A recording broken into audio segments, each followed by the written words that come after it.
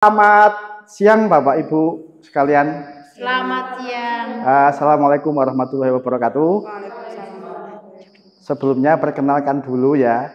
Saya di sini meskipun sudah kenal, saya di sini sebagai peserta dari program BPGP, yaitu Balai Besar Guru Penggerak, yang mana saya selama 3 bulan ini telah melakukan pelatihan-pelatihan terkait dengan metode pembelajaran dan sebagainya.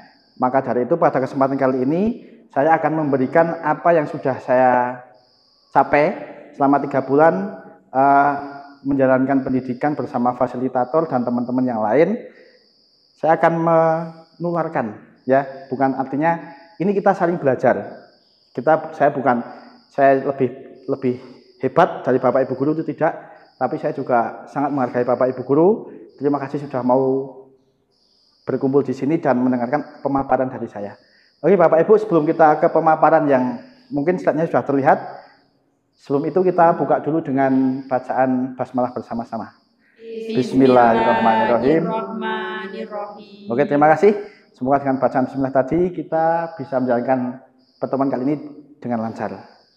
Amin. Sebelum ke pemaparan, Bapak Ibu, kita selayaknya orang yang beragama, marilah kita menjalankan atau mengunjukkan puji syukur kehadirat Allah Subhanahu wa taala, yang mana pada kesempatan kali ini di siang hari ini kita dapat berkumpul ya tanpa ada halangan suatu apapun.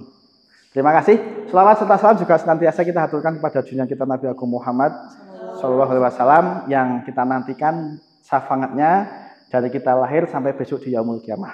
Amin. Sebelumnya yang terhormat Bapak Kepala Sekolah SMK Madani Kepil, Pak Dr. Arif Sukirman, yang kebetulan hari ini berhalangan hadir, diwakilkan oleh Pak Rizky Pangestu Kurniawan sebagai Wakil Kepala Sekolah di bidang kurikulum. Dan juga terima kasih sekali yang saya hormati untuk Bu Novita, perwakilan dari Kaprodi Rekayasa Perangkat Lunak, kemudian ada Bu Islaji Matul selaku perwakilan dari Guru Matematika, kemudian ada Bu Wilda, perwakilan dari Rekayasa Perangkat Lunak juga, dan Bu Ida, perwakilan dari Guru Bahasa Inggris.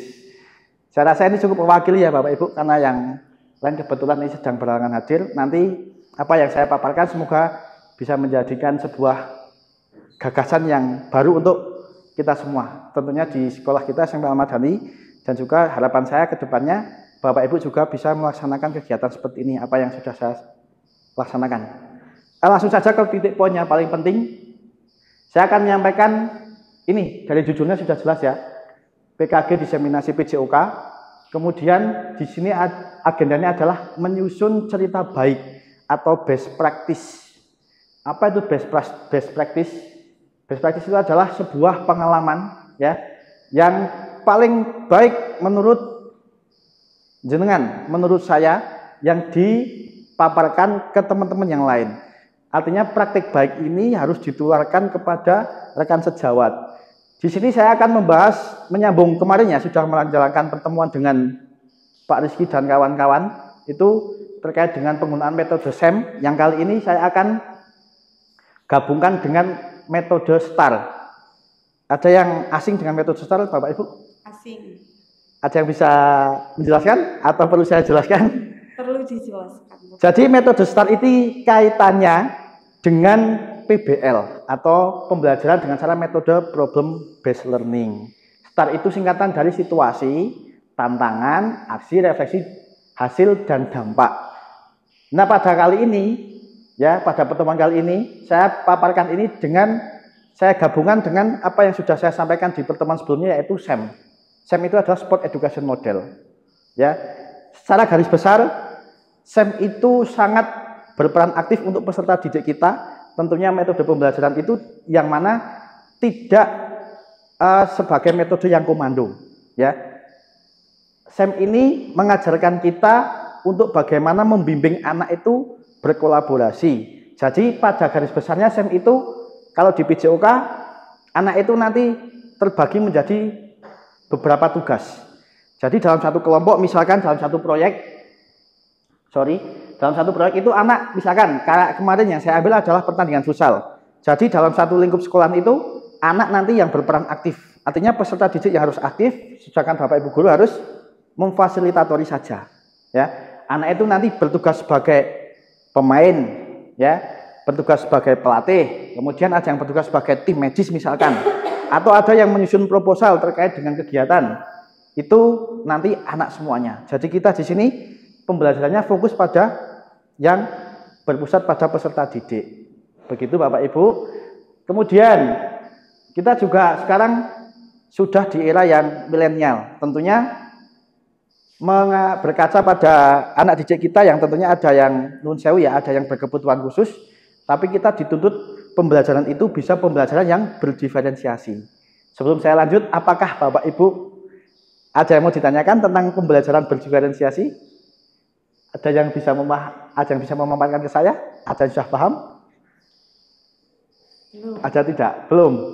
Mohon dijelaskan saja. Ya, pembelajaran berdiferensiasi itu adalah pembelajaran yang contohnya kayak kita penyetaraan gender, ya. Jadi tidak ada pembedaan antara laki-laki dan perempuan. Jadi kita dalam menyampaikan itu ya materinya harus tidak monoton, harus fleksibel.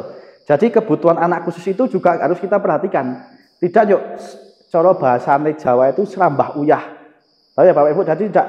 Oh, tentunya kan kita punya metode-metode khusus. Makanya saya gabungan dengan problem based learning. Jadi PBL itu adalah bagaimana anak itu menemukan masalahnya sendiri dan menemukan pemecahan masalahnya sendiri. Itu yang saya tekankan di sini.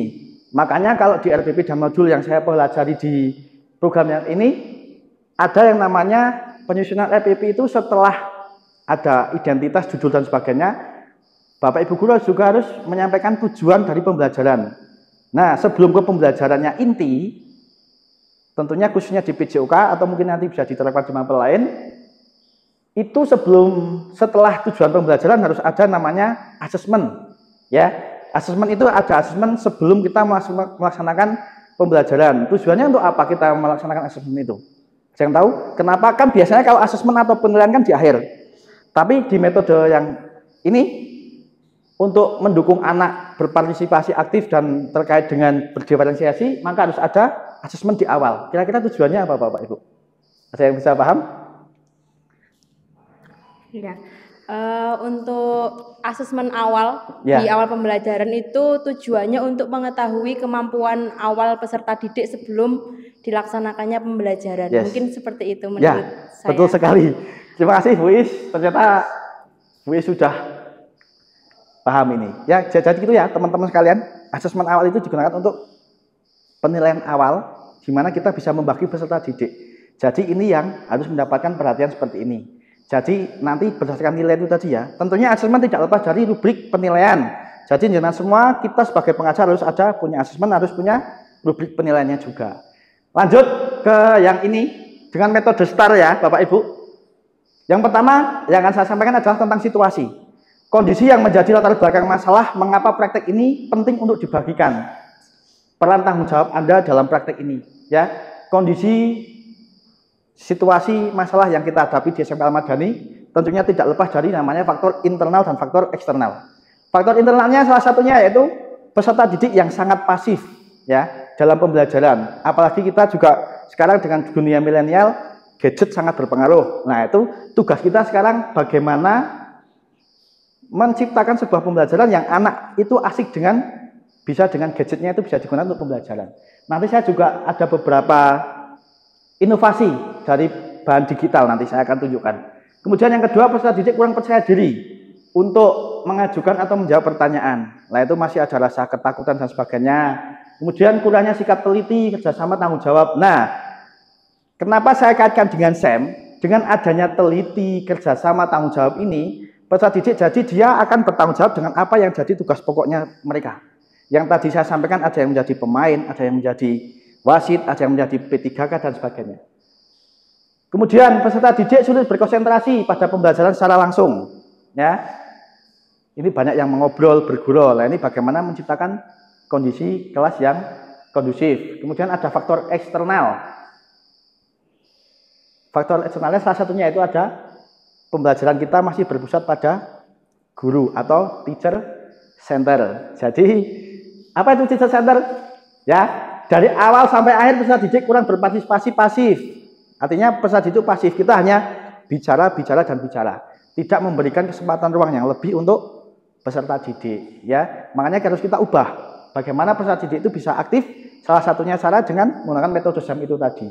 Kemudian metode pembelajaran yang digunakan kurang mendukung. Ada pendidik kadang tidak melakukan persiapan terlebih dahulu, seperti pembuatan RPP, ya, modul ajar, asesmen yang jelas dan sebagainya. Kemudian guru belum mengoptimalkan dalam memanfaatkan berbagai macam model pembelajaran yang inovatif. Praktik ini penting untuk dibagikan. Alasannya kenapa Bapak Ibu? Diharapkan pembelajaran ini dapat memotivasi saya sendiri dan guru lain untuk mendesain pembelajaran yang inovatif dengan metode SEM itu tadi. Kemudian pembelajaran yang menjadi referensi inspirasi guru-guru lain bagaimana cara mengatasi permasalahan belajar. Sebelum kita lanjut, ada nggak permasalahan Bapak Ibu yang dirasakan selama mengajar di kelas 10, 11 maupun 12? Permasalahan yang paling banyak dirasakan apa Bapak Ibu? Seperti tadi yang saya sampaikan, misalkan anak itu sering bermain gadget dan sebagainya. Ada nggak seperti itu? Ada, banyak ya. Nah, kenapa kita tidak punya ide untuk membuat seperti ini Bapak Ibu?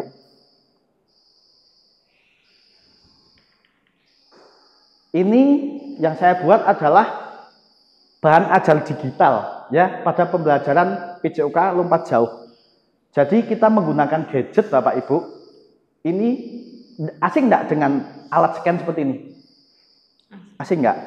Kalau saya tunjukkan dengan barcode? Enggak asing. Enggak asing. Oke, sering lihat barcode ya Bapak Ibu. Nah, barcode ini kita kalau dengan scan ini nanti muncul pembelajaran tentang lompat jauh pada PJOK, teknik dasar dan sebagainya. Ini barcode-barcode banyak sekali sudah saya buat. Silakan nanti kalau di scan itu nanti muncul pembelajaran. Ya, itu salah satu teknik yang saya pakai, Bapak Ibu. Kembali ke tadi best practice-nya. Ya, tadi yang pertama situasi sudah, tantangannya sekarang. Yang menjadi tantangan kita apa aja toh? Rendahnya motivasi belajar pada kegiatan kebugaran jasmani. Itu khususnya di PJOK. Kalau di matematika seperti Bu Is, misalkan anak itu cenderung males Pak berhitung. Nah, bisa nggak nanti kalau kita menggunakan PBL atau SEM itu tadi? Next, setelah tantangan itu ada aksi. Ya Bapak Ibu. Berdasarkan tantangan yang dihadapi guru-guru, langkah-langkah yang harus dilakukan yaitu pertama, pemilihan model inovasi pembelajaran yang inovatif. Jadi tidak ada lagi yang namanya teacher center, harus student center, sorry. Kemudian ada pemilihan media belajar yang inovatif, jadi tidak monoton. Ayo anak-anak silakan, nanti ini dikerjakan. Materinya seperti hanya lihat di papan tulis. Kita harus juga mengikuti perkembangan zaman. Ikuti anak, ya Bapak Ibu. Anak itu sukanya gadget, yuk kita gunakan gadget mereka untuk sebuah materi pembelajaran. Kemudian meningkatkan motivasi belajar peserta didik. Nah, ini kaitannya dengan yang namanya LKPD. Kalau dulu Bapak Ibu mengenal dengan LKS, itu sebenarnya sama. Hampir mirip, cuma kalau LKPD itu lebih menjurus ke sesuai dengan modul per materinya. Jadi LKPD itu adalah lembar kerja peserta didik. Setiap materinya itu sudah ada di sini. Kalau LKS kan semua ya. Misalkan dari satu semester itu ada materi, kalau di BUIS ada logaritma, Pitagoras dan sebagainya. Misalkan LKPD ini mewakili, kalau saat itu juga mengajar Pitagoras, ya LKPD-nya Pitagoras. Kalau bahasa Inggris nanti misalkan kalau di verb, ya hanya di verb aja. Seperti itu. Kemudian setelah itu ada di poin R, yaitu refleksi hasil dan dampak. Dampak yang aksi langkah yang dilakukan, pembelajarannya itu harus sistematis. Kita membuat RPP atau modul, ya ikuti itu. Jadi jamnya sudah jelas, pembagiannya tugas juga sudah jelas dan sebagainya. Kemudian ada pembelajaran inovatif, tadi sudah kita bahas. Tercapai tujuan pembelajaran yang dirumuskan dengan model pembelajaran PBL. Apakah hasilnya efektif atau tidak? Selain kata PBL, ada lagi yang Bapak Ibu pahami mungkin? Ada satu lagi, ya bukan lawan, tapi jenis PBL. Ada PJBL, ya, itu Project Based Learning. Jadi itu anak sudah tidak hanya mencari masalah dan menyelesaikan masalah, tapi harus menciptakan sebuah produk. Kalau kita di SMK ya ada namanya PKWU, produk kewirausahaan. Jadi apa toh produknya di bahasa Inggris misalkan, atau apa toh produknya di RPL, nanti anak sudah bisa membuat web Pak. Dia anak sudah membuat desain grafis dan sebagainya. Anak sudah bisa menciptakan sebuah desain melalui Corel misalkan. Nah itu, kalau di PJOK ya nanti proyeknya apa? Kayak tadi, berbentuk bisa laporan atau apa ya? Kalau di, ya tadi, laporan tentang susunan SEM, dia tugasnya sebagai apa, dia dilaporkan kesulitannya apa, tantangannya apa, kemudian halangannya apa, dan ada nilai positifnya itu apa. Next, bagaimana respon orang lain terkait dengan strategi yang dilakukan. Jadi kita juga harus mendapat dukungan dari siapa? Paling inti adalah kepala sekolah. Ya, kepala sekolah itu harus mendukung positif atas apa yang kita kerjakan. Kemudian ada rekan sejawat, ada respon peserta didik yang baik. Ya, apa pembelajaran dari keseluruhan proses tersebut? Ini sudah sampai yang terakhir ya Bapak Ibu, memiliki proses pembelajaran inovatif, pembelajaran menjadi menarik, seru, menyenangkan. Jadi anak tidak bosan dengan sikap yang monoton. Kemudian pemilihan media pembelajaran harus pasti. Selain itu, metode pembelajaran harus kita tentukan dari awal. Ya. Kemudian tetap menjadi guru yang mempesona. Oke. Mempesona artinya apa? Kalau caranya orang Jawa ya, ajining diri saka lati, ajining raga saka busana. Ya, bagaimana kita bisa memposisikan kita, sebagai guru ya pacakane ngono kuwi. Jangan yuk sebagai guru tanpa adanya kerapian, kedisiplinan dan sebagainya. Karena kita sebagai contoh ya. Definisinya kan digugulan ditiru. Itu ya Bapak Ibu. Ya, yang terakhir singkatan dari Sport Education Model itu sendiri. Bisa dipahami sampai sini Bapak Ibu? Atau mungkin ada yang mau ditanyakan ke saya terkait dengan apa yang tadi saya paparkan. Secara garis besar ya itu kita harus menggeser dari yang tadinya teacher center menjadi student center. Berdiferensiasi oke, karena kita juga punya siswa yang berkebutuhan khusus, itu harus disesuaikan. Penggunaan metode-metode itu juga harus dilaksanakan dengan baik. Coba ada pertanyaan? Kenal dengan gaya komando? Belum. Gaya komando?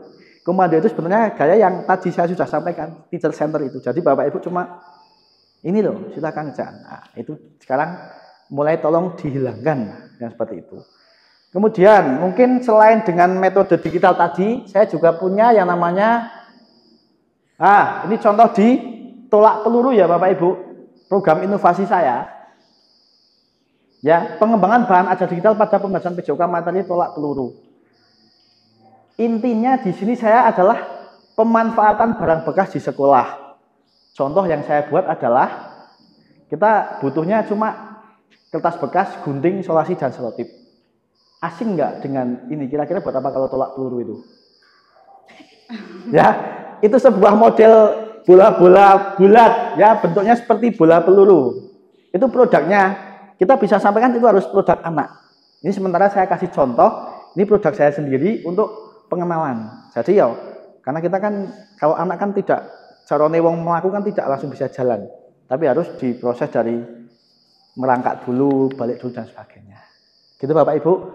Mungkin itu yang bisa saya sampaikan di praktek baik ini. Nanti tentunya saya juga akan menyampaikan terkait dengan program yang harus dijalankan di sekolah kita.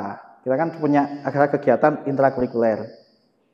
Itu juga ada kegiatan kokurikuler. Ada juga kegiatan ekstrakurikuler. Dari ketiga kegiatan ini apa ada yang ditanyakan? Bapak Ibu, monggo. Intrakurikuler, ada yang sudah paham? Oke. Mungkin perlu dijelaskan nih Pak Satria untuk apa kegiatan intrakurikuler dan kokurikuler, ada ekstrakurikuler. Baik. Ya. Sedikit menjelaskan Bapak Ibu yang saya pahami di pembelajaran selama diseminasi ini. Kita intrakurikuler adalah kegiatan yang ada di kurikulum kita. Ya, dari proses awal kegiatan pembelajaran, pembuatan RPP dan sebagainya, ada CP, ATP dan sebagainya, itu adalah intrakurikuler. Intinya pembelajaran yang ada sesuai dengan kurikulum yang saat ini sedang kita jalankan, baik kurikulum Merdeka atau KTSP kurikulum 13. Intinya itu hampir sama, yaitu intrakurikuler. Kalau kokurikuler itu adalah program pendukung, ya, program yang mensupport dari intrakurikuler itu sendiri. Kalau ekstrakurikuler, jelaslah kegiatan yang berada di luar kurikulum. Contohnya, pematangan seperti ada anak yang berprestasi. Nah, itu kegiatan pematangannya di ekstrakurikuler. Kalau di bidang olahraga contohnya, oh saya punya atlet voli.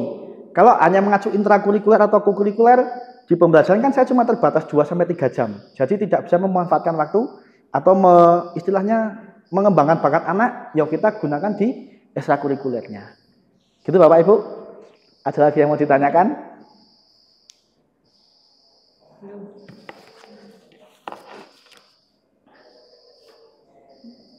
Ada? Bu Is? Kalau nggak ada? Belum? Oke ya, Bapak Ibu, itulah yang bisa saya sampaikan pada kesempatan kali ini. Semoga apa yang saya sampaikan bisa bermanfaat tentunya untuk saya dan panjenengan semua, tentunya untuk demi kemajuan SMK kita, bagaimana mengembangkan sebuah metode pembelajaran. Itu ya Pak Ibu. Sebelum kita mengakhiri, saya memohon maaf jika dalam penyampaiannya ada tutur kata yang kurang berkenan atau menyinggung Bapak Ibu. Saya tidak dalam ranah untuk saya sudah pintar itu tidak. Tapi saya dalam ranah untuk kita saling berbagi. Karena kita rekan sejawat, saya tentunya juga mungkin pada metode-metode tertentu, olahraga di PJOK juga saya bisa kaitkan dengan matematika. Kan ada menghitung 1, 2, 3. Ya, kayak sport saya kaitkan dengan pelajaran Bu Ida, bahasa Inggris juga ada. Ya, istilah-istilah di bahasa Inggris itu di PJOK kan banyak yang pakai bahasa Inggris. Tadi sport education model, ada problem based learning. Kalau di PJOK ada sepak bola contohnya offset, handball dan sebagainya. Itu Bapak Ibu, sekali lagi terima kasih atas waktu yang disempatkan. Semoga nanti bermanfaat. Sekian. Assalamualaikum warahmatullahi wabarakatuh. Waalaikumsalam warahmatullahi wabarakatuh.